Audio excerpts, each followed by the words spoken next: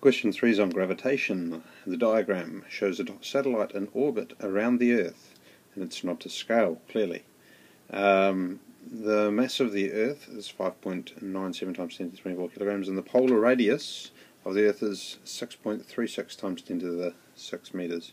I think you can assume that's the radius everywhere around the Earth for the sake of this this question, unless they ask you to comment on features like why would they call it the polar radius, and that's because the rotation of the Earth could affect the mass distribution of the Earth, creating a greater radius of the poles. Anyway, or lesser radius of the poles, I should say, because yeah. Anyway, you can think about that. A. Label the diagram to identify the nature and direction of the force. That's interesting. What do they mean by the nature? The direction's pretty obvious. It has to be towards the centre of the Earth. If you like, it's perpendicularly inwards. Remember, because the centripetal force must be acting to change the direction of the object that's going around. It's yeah, we'll leave it at that for now. And so the nature of this, I think, is what that means is where does it come from, and it's the weight force. It's Fg, the weight force of the gravitation from the Earth acting upon the satellite. Quick check, and the answer says yes, that's right. B. Calculate the net force on a satellite of mass 1.08 times 10 to the 3 kilograms, that's 1080 kilograms. Satellite when it is in polar orbit that far above the Earth's surface. Okay, polar orbit, polar radius, above the Earth's surface. What am I getting at? Well, that is how far it is above the surface. So if here's our diagram, it's that distance there. But we have to take into account the radius as well. So, yeah, anyway, I've jumped ahead a little bit. We've got a formula which allows us to calculate the net force. Mg is not going to cut it this time because that works at the surface of the Earth. We have to use the universal gravitation constant, big M, little m, over r squared. Now, all that carry on I was talking about before, with your distance and your radius, to add them together to find the satellite's orbit or the radius that it's operating at. Those two combined together will go into the radius there. We've got the mass of the Earth, which will be big M, and we've got the mass of the satellite, which is a little m. And the universal gravitation constant is given to us 6.67 times 10 to the minus 11. That's in the resource, so we have that as well. So we've got everything. We just plug numbers into a formula, taking note of that little trick with the distances. We should get 610 newtons, which if it was on the surface of the Earth, it would just be roughly 10 times that. But the gravitation is different the further away you go. Moving on, C.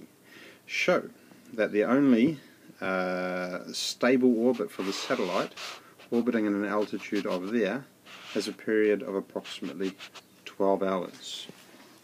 Okay, this is pretty exciting. What I would do, I think, is look at this, find the velocity that it's travelling at. I mean, to find that 12 hours, we need to find the velocity, which is, we'll get to that. We need to, remember this is the time, so we need the distance at that particular altitude. Okay, so again, we're going to be using the same measurement of r from the above question.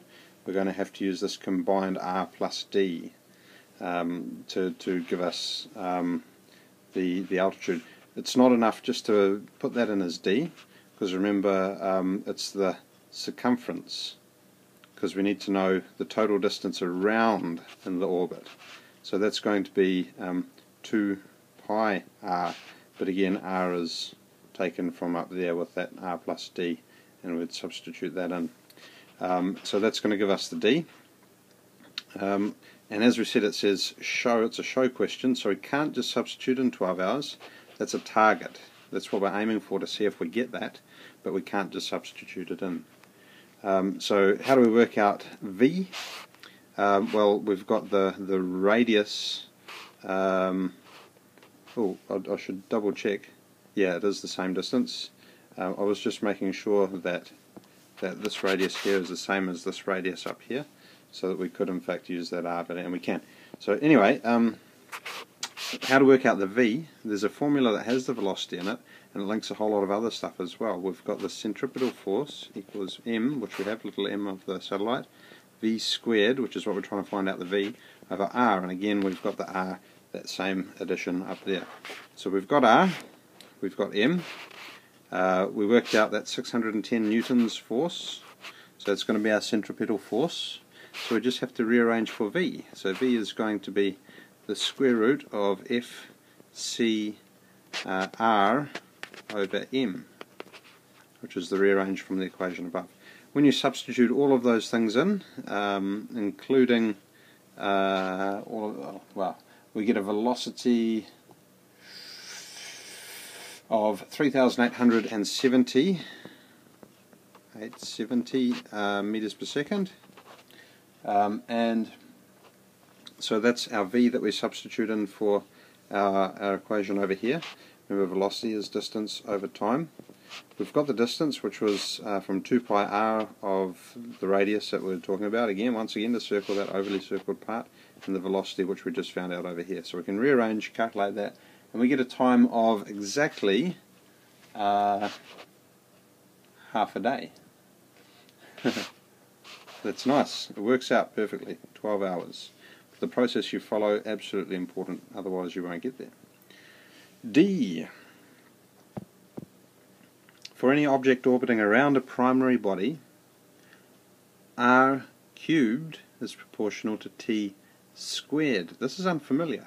I don't think this is anything we've covered in the material teaching the course and in the achievement standard. However, it could just be a reinterpretation and a reapplication of some other information. So anyway, where r is the radius of the orbit and t is the time period for the orbit, show that this is true, and in doing so, state the conditions required for a stable orbit, and show that the conditions do not depend on the mass of the orbiting object. Okay, exciting. So we're after this, r cubed is proportional to t squared.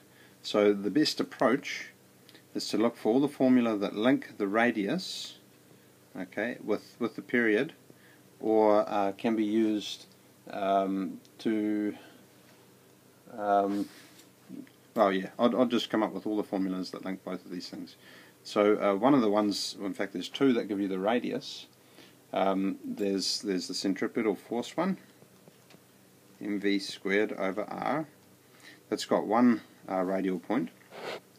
And that is actually equal to the universal gravitation constant, that type of formula, and over r squared. Now I can already see just from listing these two formula which link the radius, that if we were to use both of them and just use that part, I'm going to get an r. Am I going to get an r cubed thing? No, I'm not. I just saw the r squared and the r by itself, and I thought maybe that would help. But we'll follow this through anyway.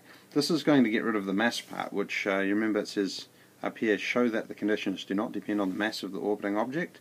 Well, we can cancel out the mass here and the mass here, and then we're left with the two radiuses. Okay, let's see what's in the next step. I think we may as well do that further cancellation. 1 over r and 1 over r get rid of, so now we're left with v squared equals g m over r. Okay, but we also know that the velocity is the distance covered over time, which is 2 pi r is the distance, over that's the distance around once, over the time period t, which is around once. That was from the earlier question too. So we've got a little bit of information here. We could perhaps link these two together. If we were to take take this bottom one and substitute it into the top one, except we'd have to square everything, so it would be 2 pi r over t squared, and that's going to have another r squared. Oh, I can see an r squared. Okay, I'll better do this. We'll come across to the side a little bit. I'm starting to see how this is going to work itself out already, which is really nice. So 2 pi r over t is going to be squared, because that substitutes for the velocity, equals big G, big M over r. Okay, so let's follow this through. 4 pi squared r squared over t squared equals, can you see we've got a t squared factor and we've got an r squared factor, but now we can multiply both sides by r to get rid of this r on the bottom. So let's go to a slightly different colour again. So we're going to add an r on the top, and we're going to add an r on the top over here. Those two will cancel, and that's going to go to r cubed, which is what we're after. And let's move this t onto the other side as well, so we get 4 pi r cubed equals big G, big M, big T squared. So I've multiplied both sides by t squared as well. And what do you know? That's what we were looking for, to show that r cubed is proportional to t squared. Okay, so rq is proportional to t squared. And just dealing with this one here again, the mass of the orbiting object does not appear in our formula. So there's no mass of the orbiting object in this formula, there's just the mass of the Earth. And what is the other point that it wants? State the conditions required for a stable orbit. Is that right? Yes, for a stable orbit. I did read that correct. Well, stable, I guess in this context, means that it's not decaying. So it's staying up there. And the only way it would decay is if there was an unbalanced force on it, more than the centripetal force required to keep it going. So in this case, the gravitational force would have to be equal to the centripetal force at that particular radius. Yeah, and that covers it, I guess. So let's just make that Fc equals Fg exactly. If it's any more or less, then you're going to have problems, but otherwise not. Okay, we've done well. Last one, discuss the particular requirements for an orbit that will keep a satellite vertically above a certain point on the Earth's surface. This is called a geostationary orbit. Geostationary. It's stationary with respect to a geographical location on the Earth's surface. So the requirements for an orbit to do that, it has to be, let's see, at a particular radius that's where the centripetal force equals the force due to gravity to provide the velocity that would keep it above that position. So you've got the Earth orbiting, rotating like this, and you've got the satellite you want to rotate above that same position on the Earth. So as I said, your radius has to be such that your centripetal force equals your force due to gravity to maintain it stable, and that all has to be geared towards the right velocity so that you're staying at the same velocity above that point on the Earth as the satellite goes around. So what does the marking schedule say? It says for a satellite to be geostationary, it must orbit in the direction of the Earth's rotation. Well, that's a very important thing. So same direction, you sort of assume that, of rotation of Earth rotation, so that's a good point. In the plane of the equator and with an orbital period of 1 Earth day. Okay, so we went way over the top with our consideration, but yeah. Cool, that's for exactly 24 hour.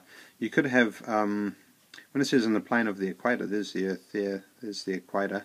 I don't think it means that it has to be on that plane, but it could be on any plane that's parallel to the equator. And so if it's rotating around, it's going around and then back there. And same on whatever place it is, and it takes 24 hours. And that'll do it.